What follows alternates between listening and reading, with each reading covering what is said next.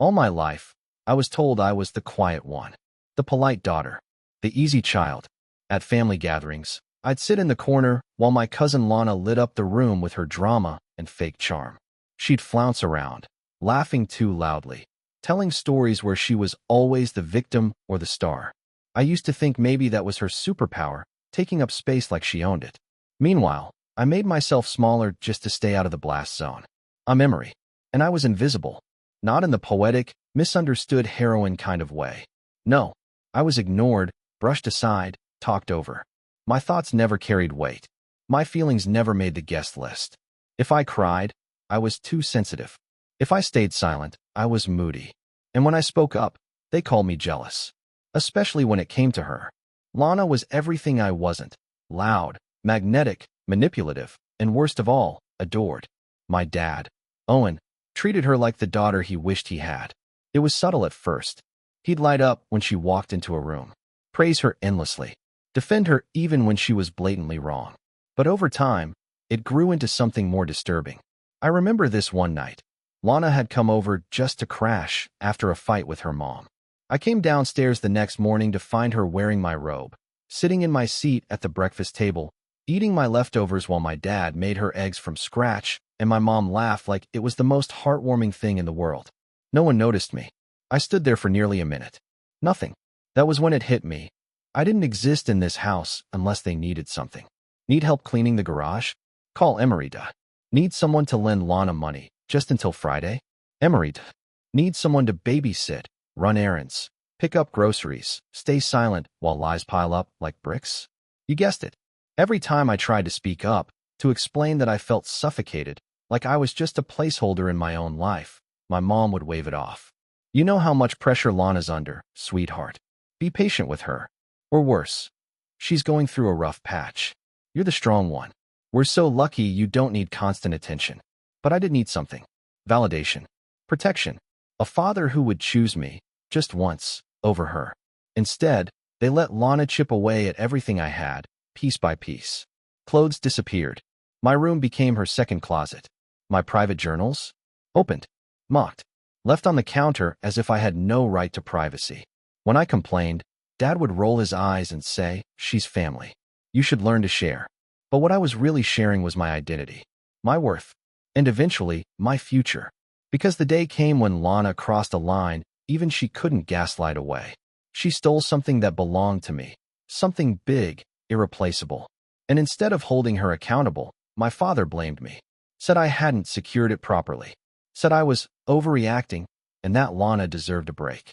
That day, something in me cracked. I realized I was never going to be the daughter he chose. I wasn't his pride. I wasn't his legacy. I was his scapegoat. And from that moment forward, I knew. If I didn't protect myself, no one would. I moved out 6 weeks later. Took a job across the city. Changed my number. I even blocked my parents and told myself I was done with them forever. I kept that promise for 4 years. Until one afternoon, I got a message. From him. Short. Cold. We need to talk. It's about Lana. I should have deleted it. But some part of me, a part one thought I'd buried, was burning with curiosity, fury, and something dangerously close to satisfaction. Because if they were crawling back now, it meant Lana's lies had finally caught up to her. And I was no longer the quiet girl. I was the reckoning. It had been 4 years of silence. No birthday texts. No check-ins. Not a single message asking if I was alive or okay. And then suddenly, there they were. My parents stood outside my apartment building as if they belonged there, like they hadn't ghosted me just because I stopped playing the role of the obedient, invisible daughter. I recognized the knock before I even opened the door, 3 short taps, then a pause, then 2 more. My dad's old rhythm. It used to mean I forgot my keys again. Now it felt like a hammer on my spine. When I opened the door, my mother smiled like this was just another Sunday visit. "Emery," she said, voice trembling with what she probably thought was maternal warmth. "You look healthy." That was her way of saying she expected me to look broken, wasted, miserable without them. My father was behind her, arms crossed, gaze scanning my small living room like he was appraising the furniture, judging whether I'd done well without his blessing. I didn't invite them in. I just raised one eyebrow and said flatly, "You need something." They exchanged glances. Not apologies. Glances. Well, Dad started, clearing his throat. It's about Lana. There it was. The name that still made my skin crawl. What's she stolen now? I asked. My mom winced, offended. That's not fair. It's generous, actually, I said. I didn't call the police last time. Dad sighed. She's in a bit of a bind. I folded my arms. Define bind. She started a business, my mom said quickly, with money from an investor who turned out to be shady. The money's gone. The lease is overdue. She might lose everything. Again, I muttered. My father ignored me. We thought maybe you'd be willing to help. Silence. I blinked. Laughed. Help? We remembered, my mother said softly, that Grandma left you that inheritance. You always said you weren't doing anything with it. I stared at them, then stepped back, not to invite them in, but because the audacity physically stunned me. You mean the inheritance Grandma left me because she knew what you two were like? My dad stiffened. That money could save your cousin's life. I almost choked. She's not drowning. She's scamming people. Again. She's family, my mom whispered. Blood. Then maybe she should have thought twice before throwing mine under the bus. I didn't raise my voice. But they heard me. And for the first time, my father didn't have a comeback. They stood there, silently, hoping I'd waver.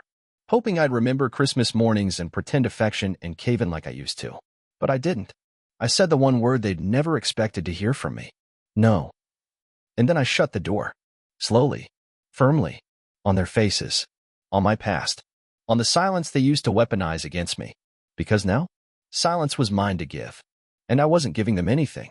After I slammed that door in their faces, I thought it was over. I honestly believed that by standing my ground, by refusing to bend, they would finally get the message. I wasn't their puppet anymore. But I had underestimated just how deep their entitlement ran. And how far they were willing to go to protect Lana, even if it meant stabbing me in the back all over again. It started with a phone call I didn't answer. Then an email. Then 2. Then a handwritten letter that showed up taped to my mailbox. But the moment it got serious was the day I got a notice from the bank. Apparently, someone had tried to co-sign Lana's failing business under my name. A forged signature. False documents. They even used my old address, one they only could have gotten from my parents. I sat in my apartment, the paper trembling in my hands, my heart pounding like I'd been ambushed. Because I had. I called the bank immediately and reported it. Filed a fraud alert. Changed every login, every password. I even had to visit a branch in person to verify that I hadn't authorized any of it. And all the while, the fury burned hotter. It wasn't enough for them to ask. They had to take. Because in their minds, I wasn't a daughter, I was a resource. That weekend, I drove out to my childhood home. Not because I missed it, but because I needed answers. When my father opened the door, he looked surprised, almost smug, like he thought my presence meant I'd had a change of heart. I didn't even wait for him to speak. You forged my signature? I snapped. He blinked. Excuse me. I held up the notice. Lana's lease. The new loan. You thought I wouldn't find out? His jaw tightened. We were just trying to help her. With my identity? She's family, he said again, as if that explained everything. No, I growled, stepping forward. She's your addiction, and I'm done paying the cost for it. My mother appeared in the hallway. She looked pale. Guilty, but not sorry. You don't understand what she's going through, Emery. She's unstable. This could destroy her. And what about me? I asked. What if this had gone through? What if I'd been saddled with her debts? They didn't answer. Because they didn't care. They only cared about cleaning up Lana's messes, even if they had to bury me under them. That day, I did more than cut contact. I contacted a lawyer. Because I was done being the victim of their family loyalty. If they wanted war, they just declared it. When I got home from that confrontation, I didn't cry. I didn't scream. I sat down, opened my laptop, and started typing. For the first time, I wasn't writing in a journal or a private message to a friend. I was writing something the world would see. I didn't name names. I didn't have to. But I laid out every betrayal, every manipulation, every time I'd been erased to make room for Lana's chaos. I included screenshots, emails, texts, dates. Even photos of my ruined belongings and the fraud documents I'd reported. The post went viral within 24 hours. It spread like wildfire through social media. People reached out with support, some even sharing eerily similar stories. Strangers told me I was brave, that they saw themselves in my story. That silence, too, had once been their only form of survival. But not anymore. I wasn't just taking my power back. I was igniting something. Of course, it didn't take long for the fallout to start. My aunt, Lana's mother, called me in a rage. Accused me of humiliating the family. Said I'd shamed them in front of their church group and ruined Lana's chance of getting a fresh start. My reply? She had 30 fresh starts. She burned them all. Then came the text from Lana herself. Desperate. Vicious. Back and forth between, you ruined my life, and I didn't mean for it to go that far. As if any of this was accidental. But the most shocking message came 2 nights later from someone I hadn't heard from in nearly a decade. My grandmother's old attorney. He asked if I had a few minutes to talk. Said he'd seen the post, had some unfinished matters he thought I should know about. I didn't know what to expect. But when I walked into his office the next day, he slid a folder across the desk and said, "This was meant for you. Hidden in a safe deposit box. Your grandmother instructed us not to release it until you were ready to break free." Inside? Letters. Handwritten. Dated. Signed with love. And a second will. A newer one. One that proved Grandma hadn't just left me an inheritance. She'd left me everything. The house. The savings. The shares in the family business. Lana and my parents? They weren't even mentioned. Because Grandma had seen the truth long before I did. She just knew I needed time to see it for myself. And now that I had, it was time the rest of them saw it too. When I got home from that confrontation, I didn't cry. I didn't scream. I sat down, opened my laptop, and started typing. For the first time, I wasn't writing in a journal or a private message to a friend. I was writing something the world would see. I didn't name names. I didn't have to. But I laid out every betrayal, every manipulation, every time I'd been erased to make room for Lana's chaos. I included screenshots, emails, texts, dates, even photos of my ruined belongings and the fraud documents I'd reported. The post went viral within 24 hours. It spread like wildfire through social media. People reached out with support, some even sharing eerily similar stories. Strangers told me I was brave, that they saw themselves in my story. That silence, too, had once been their only form of survival. But not anymore. I wasn't just taking my power back. I was igniting something. Of course, it didn't take long for the fallout to start. My aunt, Lana's mother, called me in a rage. Accused me of humiliating the family. Said I'd shamed them in front of their church group and ruined Lana's chance of getting a fresh start. My reply? She had 30 fresh starts. She burned them all. Then came the text from Lana herself. Desperate. Vicious. Back and forth between, you ruined my life, and I didn't mean for it to go that far. As if any of this was accidental. But the most shocking message came 2 nights later from someone I hadn't heard from in nearly a decade. My grandmother's old attorney. He asked if I had a few minutes to talk. Said he'd seen the post, had some unfinished matters he thought I should know about. I didn't know what to expect. But when I walked into his office the next day, he slid a folder across the desk and said, "This was meant for you. Hidden in a safe deposit box. Your grandmother instructed us not to release it until you were ready to break free." Inside? Letters. Handwritten. Dated. Signed with love. And a second will. A newer one. One that proved Grandma hadn't just left me an inheritance. She'd left me everything. The house. The savings. The shares in the family business. Lana and my parents? They weren't even mentioned. Because Grandma had seen the truth long before I did. She just knew I needed time to see it for myself. And now that I had, it was time the rest of them saw it too. When I got home from that confrontation, I didn't cry. I didn't scream. I sat down, opened my laptop, and started typing. For the first time, I wasn't writing in a journal or a private message to a friend. I was writing something the world would see. I didn't name names. I didn't have to. But I laid out every betrayal, every manipulation, every time I'd been erased to make room for Lana's chaos. I included screenshots, emails, texts, dates, even photos of my ruined belongings and the fraud documents I'd reported. The post went viral within 24 hours. It spread like wildfire through social media. People reached out with support, some even sharing eerily similar stories. Strangers told me I was brave, that they saw themselves in my story. That silence, too, had once been their only form of survival. But not anymore. I wasn't just taking my power back. I was igniting something. Of course, it didn't take long for the fallout to start.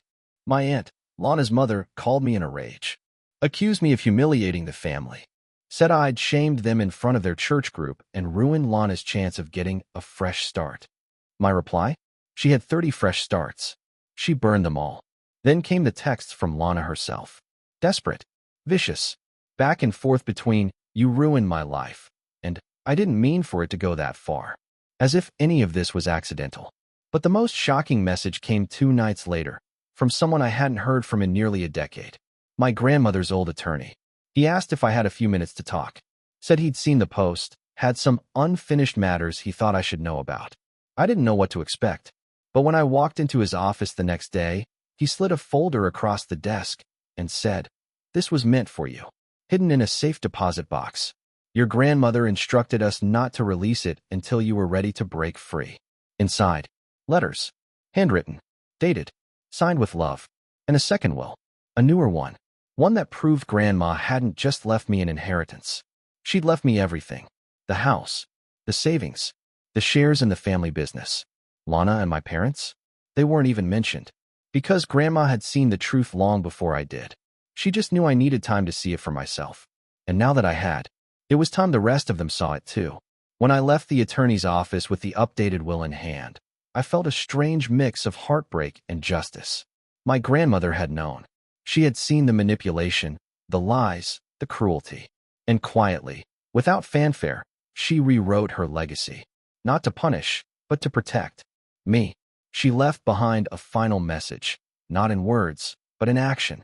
And now, I had a legal document to prove it. It was time to make it real. I scheduled a formal reading of the will, just as the attorney advised. My parents were required to attend, as were Lana and her mother.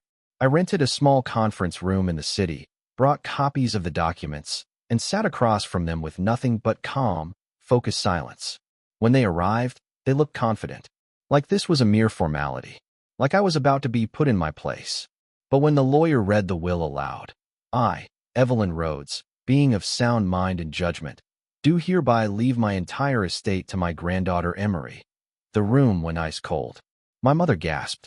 My father's face turned red. Lana's mouth dropped open like she'd just swallowed poison. "What the hell is this?" my aunt barked. "That's not the version we have." The attorney didn't flinch. "That version is 12 years old. This one was notarized 5 years later, in accordance with all legal protocol." "She wouldn't do this," Lana shouted. "Grandma loved me. I was her favorite." I looked her straight in the eye. "No, Lana. You were the loudest.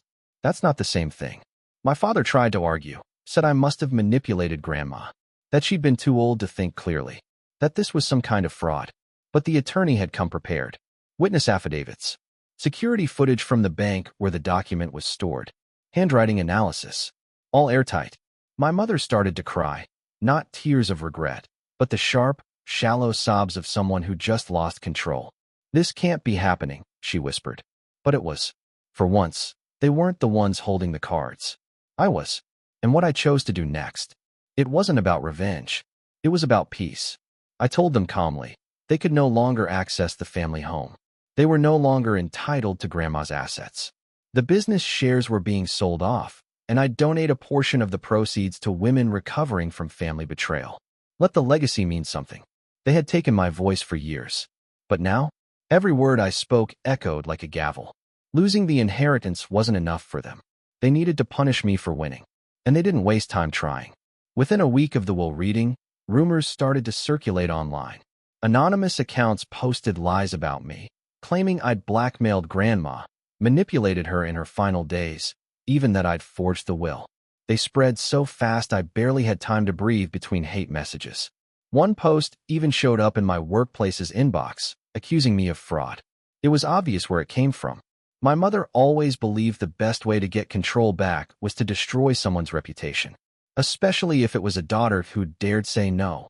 I spent a night pacing the floor, questioning everything. Had I done the right thing? Had speaking out made things worse? My hands were trembling, not from fear, but from rage. Then, I got a message. From a name I hadn't seen in years. Aunt Clara. Not Lana's mother, but my grandma's sister. The one they'd always called the black sheep for refusing to attend family holidays. I hadn't spoken to her since I was 16. Her message was short, almost clinical. "Emery, I saw what they're doing to you. I'm not surprised. I have something you should see. Can we meet?" We met in a quiet corner of a bookstore cafe. She looked older, of course, grayer, slower, but sharp as ever. And when she handed me a sealed envelope, I knew it was serious. Inside, photographs, journal entries, voice memos from Grandma's final year. Proof. Proof that Grandma had not only intended to leave me everything, but that she had warned multiple times that my parents and Lana might try to undo it. In one letter, she wrote, "If Emery is reading this, it means they're trying to destroy her again. But I raised her to be stronger than all of them combined." I broke down right there in the cafe. Clara reached across the table, her hand warm and firm. "I stayed away all these years," she said softly, "because I couldn't stand to see what they were turning into. But your grandma trusted you. She believed in you. And so do I." That moment gave me something they could never take back. Validation. Legacy. A witness. And from that moment forward, I wasn't alone anymore. Because when truth has allies, lies start to collapse under their own weight. Clara didn't just offer emotional support. She gave testimony. With her help and the evidence she'd preserved, my attorney filed for an official injunction against my parents and Lana, citing harassment, libel, and attempted financial fraud. The court accepted it faster than I expected. Suddenly, everything flipped. They were no longer the victims. They were the defendants. Lana tried to backpedal first, sent a pathetic, teary message saying she never meant to hurt me, and that she just wanted what she deserved. I didn't reply. She didn't deserve anything except the consequences she'd been dodging her entire life. My parents, on the other hand, didn't go quietly. My mother even tried to guilt-trip Clara in court, saying, "You're turning against your own blood." Clara just raised an eyebrow and said, "I've had enough of watching blood stain everything it touches." It hit like a brick. The court ruled swiftly. They were ordered to cease all contact with me, pay restitution for damages related to the forgery attempt, and, perhaps most satisfying of all, issue a public retraction for the slander they spread online. The moment the retraction was posted, I felt a shift. Not in them. They would never change, but in me. I no longer needed revenge. Because I had closure. I finally had space to breathe, to think, to build something for myself that wasn't shaped by guilt or obligation. And I did. I used part of Grandma's estate to start a small foundation, one that offered legal support and temporary housing for people dealing with family-based financial abuse. The kind of thing I desperately needed once. It wasn't about money. It was about breaking the cycle. I moved into Grandma's old house, not out of nostalgia, but because it finally felt like mine. I repainted the walls, planted a garden, replaced the curtains. And for the first time, that place didn't feel like a cage of memories. It felt like a beginning. And every time I walked past the old photo of Grandma on the hallway table, I smiled. Because she'd given me more than an inheritance. She gave me a future. It's strange how peace doesn't come with fireworks or music or some dramatic moment of revelation. Sometimes, it's just the sound of wind through your own garden. Or sipping tea in a house that once held ghosts, now filled with warmth. Months passed. The headlines faded. The online drama dried up. My parents and Lana disappeared from my life like shadows at sunrise. I didn't seek updates. I didn't need closure from them. I already had it from me. There were still moments when doubt would whisper, was it worth it? All the conflict, the pain. But those moments never lasted long. Because now, when I woke up in the morning, I didn't brace myself for the next emotional ambush. I didn't flinch when my phone buzzed. I didn't feel guilty for breathing. I just lived. I even went back to therapy, not to fix myself, but to finally grow without fear. To heal the parts of me that had adapted too well to being unseen. One day, my therapist asked me, "What would you tell the girl you used to be?" And without hesitation, I said, "You weren't too sensitive. You weren't dramatic. You were right. You were just surrounded by people who needed you to believe you weren't." If you're listening to this, if you're still trapped in a family that calls you crazy for setting boundaries, that rewards the loudest and punishes the kindest, hear me. You are not the problem. You are the proof that cycles can be broken. And yes, it's painful. Yes, it's lonely at first. But on the other side of that pain is the life they told you you'd never deserve. And it's not just worth fighting for. It's worth becoming. Because survival is just the beginning. But freedom? That's where your story really starts.